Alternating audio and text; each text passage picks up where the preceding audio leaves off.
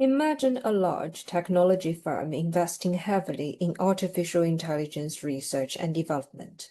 It hires top engineers, builds advanced computing systems, and runs massive data centers to train AI models.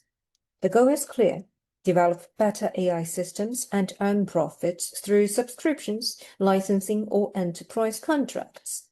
At first glance, this is a private investment decision. However, the benefits extend far beyond the firm itself. Other companies adopt AI tools to improve productivity. Researchers build upon breakthroughs. Workers become more efficient, and entire industries experience innovation spillovers. This is a positive production externality, which by definition occurs when the production of a good or service generates external benefits for third parties who are not directly involved in the transaction. The key feature is that external benefit arises from production, not consumption. And because firms only consider their private costs and revenues, they ignore these wider benefits, leading to underproduction from a social perspective. In this video, let's focus on AI R&D in detail. A firm investing in AI research and development faces significant private costs, including the salaries for highly skilled researchers and engineers, the costs of training and fine-tuning AI models, and expensive computing infrastructure such as GPUs and cloud servers. These are the marginal private costs of producing additional AI innovation. From the firm's perspective, these costs are very real and often extremely high and uncertain. However, when the firm makes its decision, it only compares these costs with private benefits it expects to receive, such as the profits from selling AI services or licensing models.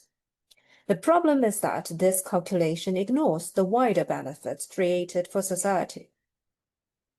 Now, AI research and development actually generates substantial spillover benefits, such as productivity improvements in other firms using AI tools, knowledge spillover as researchers move between companies, and open source contributions and published research, as well as long-term economic growth driven by technological progress.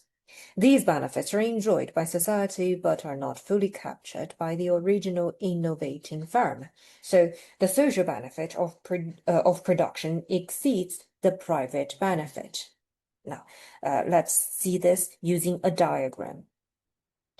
For this diagram of externality of positive externality of production, on the vertical axis, we measure costs and benefits, and on the horizontal axis, we measure the quantity of AI R&D or innovation output. We can draw the downward sloping demand curve and label it as MPB, which stands for marginal private benefit, representing the benefit to consumers or buyers of AI technology. For example, firms purchasing AI services that improve efficiency.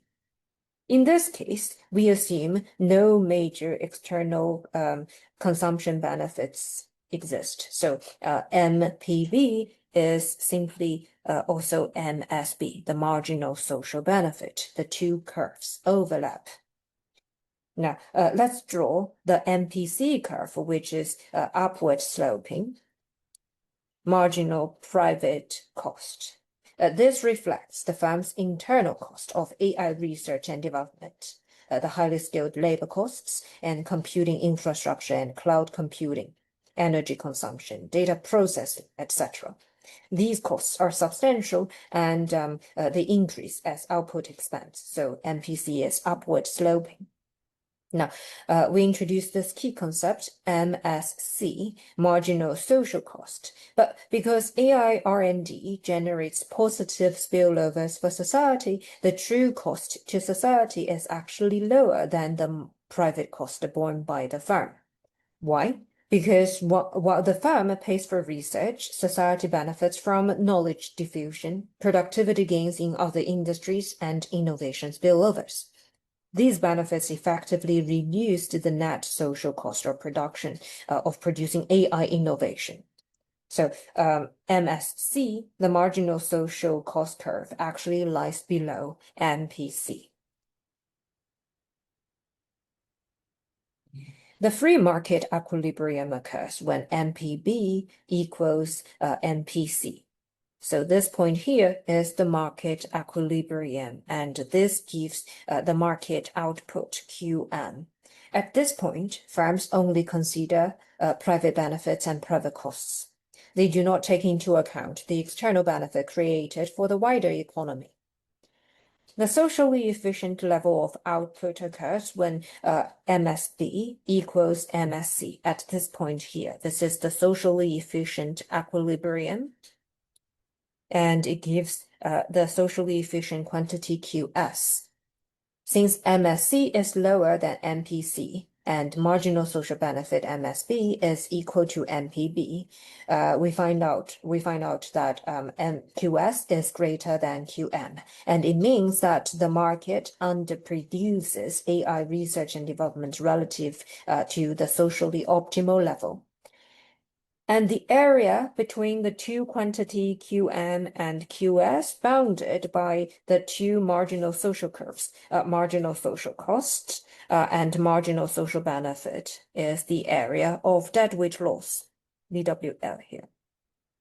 It represents lost innovation, lower productivity, lower growth, and foregone technological progress. Well, to conclude, AI research and development is a very strong example of a positive production externality. Firms face high private costs of innovation and only consider their private returns. However, AI innovation generates large spillover benefits to other firms, other workers, and the wider economy. Because these benefits are not fully priced into the market, the market output is below the socially efficient level, and this led to underinvestment and the deadweight loss that we see here. And this kind of explains why governments often subsidize research and development to encourage more innovation and improve overall economic welfare.